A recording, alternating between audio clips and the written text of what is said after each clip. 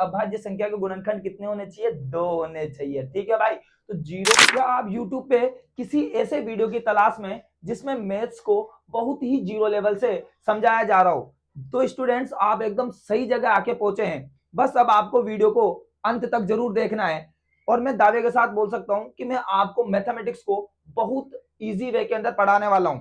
जी हाँ, मैं यहाँ पर क्लास 10th मैथ्स का जो चैप्टर नंबर 1 है उसकी वीडियो लेके आया हूं प्यारे बच्चों।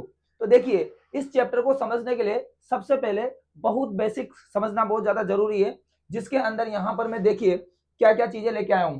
सबसे पहले प्यारे बच्चों, आपको मैथ्स के पहले चैप्टर को समझने के लिए, या फिर ये बोल लीजिए कि पूरी मैथ्स को समझने के लिए, आज की वीडियो के अंदर जितनी भी मैं चीजें आपको बता रहा हूं उन सबको समझना बहुत ज्यादा जरूरी है।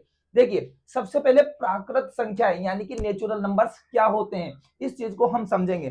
तो देखिए प्यारे बच्चों, बचपन से हम गिनती सीखते आ रहे हैं। गिनती क्या होती है? गिनती मतलब यानी कि 1 2 3 4 5 6 7 8, है ना। मतलब प्राकृत संख्या मतलब यानी कि जिससे पूरी प्रकृति बनी है। अब आप कहोगे सर मैथ्स में प्रकृति कहां से आ गई? अरे मैंने कहा प्यारे बच्चों ऐसे समझो, जैसे पूरी मैथमेटिक्स यानी कि पूरी मैथमेटिक्स जिन संख्याओं से मिलकर बनी है, जिन संख्याओं से मिलकर बनी उन्हें हम प्राकृत संख्या बोलते हैं। और आपको पता है कि पूरी मैथ्स कौन सी संख्याओं से मिलकर बनी है, तो वो संख्या है यहाँ पर। यदि मैं आपसे पूछूं, आप कहोगे 1, फिर 2, 3 और 4 और 5 6, ऐसे करते करते बहुत सारी यानी कि अनंत तक। कहां तक? अनंत तक। तो इस बात को ध्यान रखिए, इसलिए इनको बोलते हैं प्राकृत संख्याएं। ठीक है, प्राकृत संख्याएं यानी कि इंग्लिश में नेचुरल नंबर, इसलिए इसको हम व्यक्त करेंगे एन से। क्लियर है? अगला कॉन्सेप्ट, जब मैथमेटिक्स में मैथमेटिशियंस आगे बढ़े प्यारे बच्चों, तो उन्होंने सोचा कि यार यहाँ पर कुछ ना कुछ तो कम है, कुछ ना कुछ तो कम है। क्या जीरो, क्या 1 के पहले भी कुछ आ सकता है क्या? क्या 1 के पहले भी कुछ आ सकता है क्या? तो उन्होंने कहा कि यस, बिल्कुल आ सकता है। जैसे फॉर एग्जाम्पल मैं आपसे कहूं ये कितने मार्कर है, तो आप बोलोगे 1 मार्कर। मैंने कहा ये कितने मार्कर है, आप बोलोगे 2 मार्कर। लेकिन मैंने यहां से हटा लिया और मैंने बोला कितने मार्कर है, तो आप क्या बोलोगे? कुछ भी नहीं। उस कुछ भी नहीं को इन्होंने बोला प्यारे बच्चों 0। और इन्होंने कहा कि यार मैथमेटिक्स के अंदर जीरो होना भी बहुत ज्यादा जरूरी है। और मैं कह रहा हूं जीरो की बहुत इंपॉर्टेंस है, जीरो को हम इग्नोर नहीं कर सकते प्यारे बच्चों। इस चीज को समझो, क्योंकि आपको पता है कि यदि 1 के पीछे जीरो लग जाता है ना तो बेटा 10 हो जाता है, और यदि 2 जीरो लग जाते तो 100, यदि 1 के पीछे 3 जीरो लग जाते तो 1000, और 4 जीरो लग जाते तो 10,000, और 5 जीरो लग जाए तो वो हो जाते हैं 1,00,000। तो जीरो को इग्नोर करना इम्पॉसिबल है। तो इन्होंने कहा कि भाई ठीक है, कोई बात नहीं, यहां पर 1 के पहले क्या आएगा? 0, और फिर उसके बाद 1, फिर 2, फिर 3, फिर 4, फिर 5, और ऐसे करते करते चलते जाओ चलते जाओ। ये संख्याएं कभी खत्म होने वाली नहीं है, इसको हम बोलते हैं अनंत। ओके, इसको हम क्या बोलते हैं? अनंत। तो अब क्या हुआ कि पहले संख्याएं अधूरी थी, पहले संख्याएं अधूरी थी, अब इसमें जीरो को शामिल कर दिया तो संख्याएं क्या होगी? पूर्ण, इसलिए इनका नाम हुआ पूर्ण संख्याएं। और इंग्लिश में इनको बोलते हैं होल नंबर, इसलिए डब्ल्यू से शो करते हैं प्यारे बच्चों इसको। Okay sir. अब तीसरे नंबर पे इन्होंने कहा कि यार अभी भी कुछ ना कुछ तो बाकी है, अभी भी कुछ ना कुछ तो बाकी है। क्या बाकी है? तो समझिए, देखिए जीवन के अंदर क्या होता है ना, मैं आपसे बोल रहा हूं जीवन के अंदर है ना सुख भी होता है बेटा और दुख भी होता है। जीवन के अंदर सुख मतलब यानी कि खुशी, मतलब पॉजिटिविटी, पॉजिटिविटी, जैसे मैं स्माइल कर रहा हूं, मैं पॉजिटिव है, पॉजिटिविटी भी है, और दुख भी है। कभी कभी हम जीवन में दुखी भी हो जाते हैं, यानी कि नेगेटिविटी भी है। तो जीवन में पॉजिटिविटी भी है और नेगेटिविटी भी है, तो पॉजिटिव और नेगेटिव। तो इन्होंने कहा यार ऐसा भी हो सकता है, जैसे फॉर एग्जाम्पल मैं यहाँ खड़ा हूं, ऐसे इमेजिन कीजिए जैसे मैं यहाँ पर खड़ा हूं, तो मैं अभी जहां खड़ा हूं उसको हम मान लेते हैं 0। क्या मान लेते हैं? 0। अब 0 के आगे मैं चल सकता हूँ क्या? हाँ बिल्कुल। तो 0 के आगे मैं चलूंगा तो 1 2 3 4 5, ठीक है। ऐसे क्या मैं 0 के पीछे भी चल सकता हूँ क्या? बिल्कुल। मैं आगे चल सकता हूँ प्यारे बच्चों, तो मैं पीछे भी चल सकता हूँ। कैसे? -1 -2 -3 -4 -5। तो इन्होंने कहा कि भाई साहब 0 के आगे यदि 1 2 3 4 5 है, तो 0 के पीछे भी -1 2 -1 -2 -3 -4 हो सकता है। हो सकता नहीं, होता ही है। बिल्कुल होता है यार प्यारे बच्चों, क्यों नहीं होगा? देखिए जैसे फॉर एग्जांपल मुझे एक चीज बताइए आप, कि जब मैं मिरर में अपना जो चेहरा देखता हूं, मैं आपको प्रैक्टिकल करके बताता हूं। देखिए ध्यान से, जैसे ये मिरर है। अब इस मिरर में मैं अपना चेहरा देखता हूं, तो मैं क्या हूं? मैं रियल हूं एकदम। लेकिन मेरा चेहरा भी हूबहू उधर दिख रहा है कि नहीं दिख रहा? अब वो कहां दिख रहा होगा? तो आपको मैं बताऊं कि यहां से जितने डिस्टेंस में, जैसे मान लीजिए यहां से यहाँ 1 मीटर की दूरी पर यदि मैं हूं, तो इधर भी 1 मीटर की दूरी पर जो है वो मेरा चेहरा होगा, इसके अंदर मेरा प्रतिबिंब बन रहा होगा। तो ये +1 है, तो इसके अंदर क्या होगा बेटा -1। ठीक है, तो ऐसे ही यहाँ पर ये चीजें चलती है प्यारे बच्चों। तो आप इसको ऐसे समझो, जैसे फॉर एग्जाम्पल यहाँ पर 0 है, क्या है यहाँ पर 0 है, और ये 0 क्या है, ये 0 मिरर है। क्या है प्यारे बच्चों, मिरर है।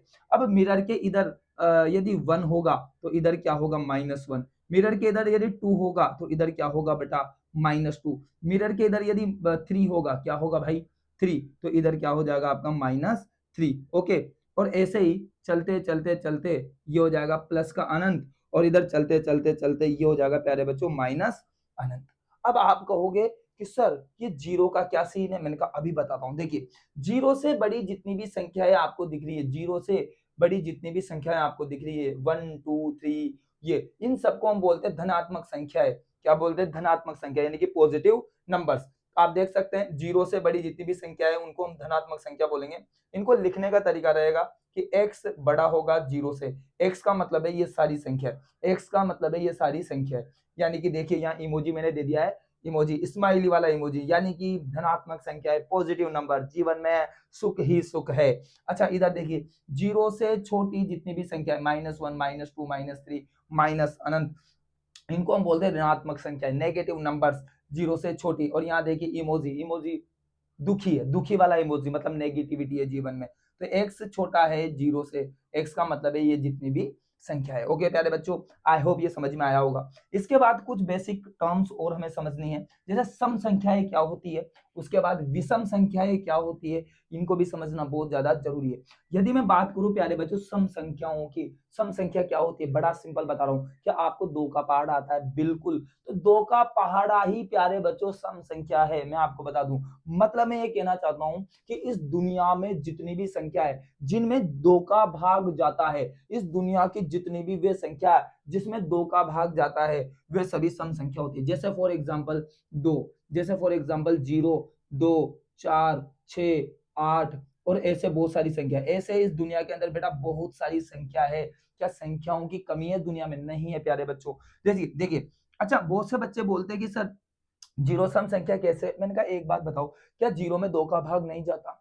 जीरो में 2 का भाग जाता है। अरे जीरो में हर संख्या का भाग जाता है प्यारे बच्चों, यार जीरो में हर संख्या का भाग जाता है। तो जीरो में 2 का भाग भी जाता है, हमें हर संख्या से मतलब नहीं है। क्या 2 का भाग जाता है? हाँ, तो जीरो में 2 का भाग जाता है, इसलिए ये जीरो सम संख्या होगी। 2 में 2 का भाग जाता है, 4 में 2 का भाग, 6 में 2 का भाग, 8 में 2 का भाग। इस दुनिया में वे सभी संख्याएं जिसमें 2 का भाग जाता है उनको हम क्या बोलते हैं प्यारे बच्चों? सम संख्या है। बहुत बेहतरीन। अच्छा ऐसे विषम संख्या, तो प्यारे बच्चों विषम संख्या क्या होती है? अरे यार जो अच्छा नहीं है, जो व्यक्ति अच्छा नहीं है वो क्या होता है? बुरा होता है। अरे जो व्यक्ति अच्छा नहीं है वो क्या होता है? बुरा होता है। तो मैं कह रहा हूं विषम संख्या क्या है? ऐसी संख्याएं जो सम संख्याएं नहीं है। जैसे फॉर एग्जांपल 0 सम संख्या है, तो उसके बाद कौन आएगा भाई साहब? 1, तो यानी कि 1 हो गया। अच्छा उसके बाद कौन होगा? जैसे यहाँ पर 2 सम संख्या है तो फिर 3 क्या हो जाएगी? विषम हो जाएगी। 4 सम संख्या है तो भाई साहब जो 5 है वो विषम हो जाएगी, है ना। 6 क्या है? 6 सम संख्या है तो भाई साहब 7 क्या हो जाएगी? विषम संख्या है। तो जो सम नहीं है वो भैया विषम है, जो सम नहीं है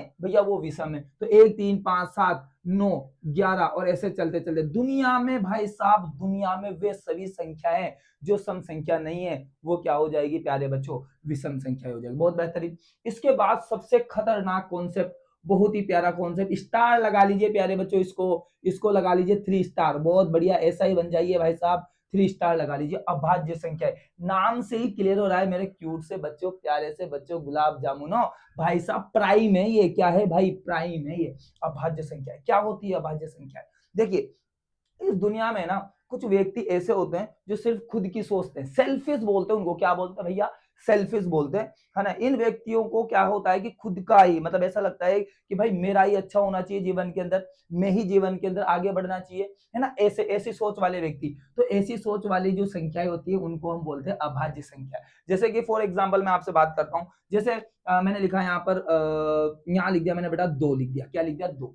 अब मुझे एक बात बताओ, इस 2 में किस किस का भाग जाता है? तो सोचिए सोचिए, मन में सोचिए आराम से। 2 में या तो आप कहोगे सर एक तो 2 का भाग जाता है और एक 1 का भाग जाता है। 1 का भाग तो इस दुनिया में जितनी भी संख्या है प्यारे बच्चों उन सब में ही जाएगा, कुछ भी कर लीजिए। तो 2 में 1 तो 1 का जाएगा, लेकिन 1 को गोली मारी है, एक को गोली मारिए। पहले मुझे बताइए 2 में किसका भाग जाएगा, तो 2 में 2 का भाग जाएगा। अच्छा 3 में किसका जाएगा, सर 3 का ही जाएगा। क्या 5 में किसका जाएगा, 5 में ही जाएगा। 7 में किसका जाएगा, 7 का ही जाएगा। 11 में किसका जाएगा, सर 11 का ही जाएगा। 13 में सर 13 का ही जाएगा। उसके बाद 19 में सर 19 का ही जाएगा। मैं जो बोल रहा हूं कि 5 में, क्या 5 के अलावा 5 का तो भाई 5 में तो 5 का भाग जाएगा, सर स्वयं का तो जा रहा है, लेकिन उसके अलावा क्या 5 किसी दूसरी संख्या का, 5 में क्या किसी दूसरी संख्या का भी भाग जा सकता है क्या? तो आप कहेंगे नहीं सर, बिल्कुल नहीं जा सकता। तो एक चीज हमेशा ध्यान रखना, अभाज्य संख्या मतलब ऐसी संख्या है जिनमें केवल स्वयं का भाग जाए। जैसे 2 में 2 का ही जाएगा, 3 में 3 का ही जाएगा, 5 में 5 का ही जाएगा, 7 में 7 का ही जाएगा। ठीक है, तो ये चीज ध्यान रखना। और अभाज्य संख्या के बेटा 2 गुणनखंड होते हैं। कितने होते हैं, 2 गुणनखंड होते हैं। एक तो वह स्वयं होगा, जैसे फॉर एग्जाम्पल 11 है, तो मैंने कहा 11 में एक तो 11 का भाग जाएगा और एक किसका जाएगा, 1 का। तो 11 के 2 गुणनखंड हो गए मेरे प्यारे बच्चे, एक हो गया 11 और एक हो गया 1। ऐसे ही 19 में 19 का भाग जाएगा और एक 1 का जाएगा। तो 19 के 2 गुणनखंड हो गए प्यारे बच्चे, एक हो गया 19, एक हो गया 1। ध्यान रखना, जब भी अभाज्य संख्या आए तो अभाज्य संख्या के 2 गुणनखंड होंगे। कितने गुणनखंड, 2 गुण। यहाँ पर जो ध्यान रखने योग्य बात है ना प्यारे बच्चों, वो ये है कि यहाँ पर जो 2 है, देखिए 2 को हम सम अभाज्य संख्या कहते हैं। एक बात हमेशा ध्यान रखना, आप जितनी भी अभाज्य संख्याओं को देखेंगे ना, वो सब विषम है। जैसे 3, 5, 7, 11, 13, 19, 23 और इसके बाद जितनी भी अभाज्य संख्याएं आएगी वो सब कैसी रहेगी, विषम। लेकिन एकमात्र ध्यान रखना, ओनली एकमात्र सम अभाज्य संख्या है, वो है 2। इस चीज को ध्यान रखना। तो 2 एकमात्र सम अभाज्य संख्या होती है। अच्छा नोट वाली बात क्या है कि 0 और 1 को हम अभाज्य संख्या नहीं मान सकते। क्यों, कारण दे रहा हूं प्यारे बच्चों। जैसे 0 है तो 0 में 0 का भाग नहीं जा सकता ना भाई। यही तो मैथमेटिक्स की सबसे बड़ी विडंबना है, दिक्कत है, प्रॉब्लम है, समस्या है कि भाई 0 में 0 का भाग नहीं दे सकता। मैथमेटिक्स हैंग हो जाती है यहाँ पे। अच्छा सर 1, 1 तो आप 1 में किसका भाग देख सकते हो, 1 का ही दे सकते हो। तो फिर 1 का गुणनखंड कितना हुआ, 1। अरे 1 में 1 का ही भाग जाएगा ना, तो उसके गुणनखंड तो 1 ही हुआ ना। जबकि अभाज्य संख्या के गुणनखंड कितने होने चाहिए, 2 होने चाहिए। ठीक है भाई, तो 0 और 1 अभाज्य संख्या नहीं है। चलिए ठीक, इसके बाद आती है आपकी प्यारी सी भाज्य संख्या। भाज्य संख्या क्या होती है, तो भाई साहब भलाई करने वाले लोग बाग। क्या, भलाई करने वाले लोग बाग। भाज्य संख्याओं का मतलब है ऐसी संख्या है जिनमें खुद का तो भाग जाए सरी, मतलब जो खुद की टेबल में तो आए सरी, खुद के पहाड़े में तो आए सरी, बाकी दूसरी संख्या का भी भाग जा सकता है। जैसे 4, तो 4 में 2 का भी भाग जाता है, 4 का भी जाता है। 6 में 2 का भी जाता है और 3 का भी जाता है। 8 में 2 का भी जाता है, 4 का भी जाता है और 8 का भी जाता है। तो ऐसी संख्या है जिनमें खुद का तो भाग जाए, साथ में दूसरी संख्याओं का भी भाग जाए। ध्यान रखने योग्य बात क्या है भाई, तो पहली भाज्य संख्या होती है आपके 4। ध्यान रखना, पहली भाज्य संख्या क्या होती है, 4। तो 4 प्रथम भाज्य संख्या होती है। ये दोनों बात ध्यान रखना, पहली अभाज्य संख्या होती है 2 और पहली भाज्य संख्या होती है 4। ठीक है प्यारे बच्चों, अब इसके बाद यहाँ पर हम जो है वो परिमेय संख्याएं क्या होती है वो समझने वाले हैं। ठीक है, परिमेय संख्याओं के अब मैं आपके सामने कुछ एग्जांपल्स लेता हूं और इससे हम कुछ ऑब्जर्व करते हैं। ध्यान से समझो। जैसा आपने आपकी जिंदगी में, अभी तक की जिंदगी में ऐसे नंबर देखे होंगे प्यारे बच्चों। देखो जैसे 1/2, फिर यहाँ पर लिख सकते हैं -3/4, -3/4। फिर आपने हो सकता है 0 भी देखा हो, और हो सकता है कि आपने 3/-8, ऐसे कुछ नंबर आपने आपकी जिंदगी में देखे होंगे, मैं आशा करता हूं। अब यदि आप इनको थोड़ा सा गौर से देखें तो देखो इनमें क्या, जैसे 0 को मैं 0/1 लिख सकता हूं आराम से, कोई दिक्कत नहीं है। ठीक है, अब यदि आप गौर से देखें तो इसमें एक पैटर्न नजर आया। जैसे यहाँ पर जैसे ऊपर देखो कुछ ना कुछ संख्या है जिनको मैंने बोल दिया p, और नीचे देखिए कुछ ना कुछ संख्या है जिसको मैंने बोल दिया q। आप इसको a/b भी बोल सकते हैं, बुरा मानने वाली बात बिल्कुल भी नहीं है। ठीक है, तो एक पैटर्न नजर आया कि p/q। तो मतलब परिमेय संख्याएं ऐसी संख्याएं होती है जिनको हम p/q के रूप में लिख सकते हैं। ये तो होगी पहली बात। ओके, लेकिन एक चीज ध्यान रखना प्यारे बच्चों, यहाँ पर नीचे कहीं भी 0 नहीं है। देखिए 2, 4, 1, -8, लेकिन 0 नहीं है। तो नीचे कभी भी q जो है ना वो 0 नहीं हो सकता। क्या सर p 0 हो सकता है, बिल्कुल हो सकता है। देखिए मैंने ऊपर 0 लिखा है, तो 0 ऊपर हो सकता है लेकिन नीचे नहीं होगा, क्योंकि नीचे तो 0 हो ही नहीं सकता, 0 का भाग दे ही नहीं सकते। यही मैथमेटिक्स हैंग हो जाती है प्यारे बच्चों। अच्छा फिर उसके बाद आप ऑब्जर्व करो कि यहाँ पर ये p और q, क्या क्या है 1 -3 0 3 2 4 1, तो ये पूर्णांक में से लिए जाते हैं, क्योंकि आपको पता है पूर्णांक में 0 भी आता है, 1 2 3 4 भी आता है और -1 2 3 4 भी आता है। तो पी और क्यू क्या है प्यारे बच्चों, तो ये है मेरे प्यारे से बच्चों पूर्णांक। ओके, परिमेय संख्या है, खत्म।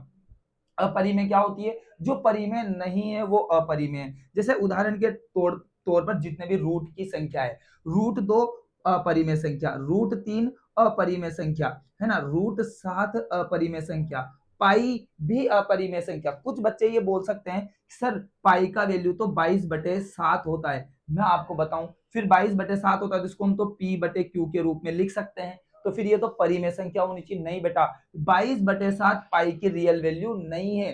पाई की जो वैल्यू आती है वो 3.14 और ऐसे चलते चलते बहुत दूर तक जाती है और ये कभी खत्म नहीं होती, इसलिए पाई आपके अपरिमेय संख्या में आता है, ध्यान रखना। ओके, अच्छा कुछ बच्चे कह सकते हैं सर जैसे आपने बोला रूट की जितनी भी संख्याएं होती है वो सब अपरिमेय संख्या होती है, तो बच्चा बोलेगा सर देखो रूट में 25, देखो ये भी फिर अपरिमेय संख्या होनी चाहिए। नहीं खच्चर बे, रूट में 25 भाई ये 5 है यार, ये 5 है भाई, जैसा दिखता है वैसा नहीं होता है। ये 25 रूट से बाहर निकल के 5 बन जाएगा और 5 को 5/1 लिख के तू पी बटे क्यू में लिख देगा, तो ये कौन सी संख्या हो जाएगी, परिमेय संख्या। आगे बात समझ में, खच्चरबंती नहीं करनी भैया, ध्यान रखना। तो जो रूट के अंदर फंस जाए, जो रूट के अंदर फंस जाए वो कौन सी संख्या है भाई साहब, तो वो है अपरिमेय संख्या। ठीक है, जो रूट से बाहर आ जाए वो हो जाएगी आपकी परिमेय। ओके, वास्तविक संख्या, जो भाई साहब आपके चैप्टर का नाम है वास्तविक संख्या है, तो वास्तविक संख्या है परिमेय संख्या प्लस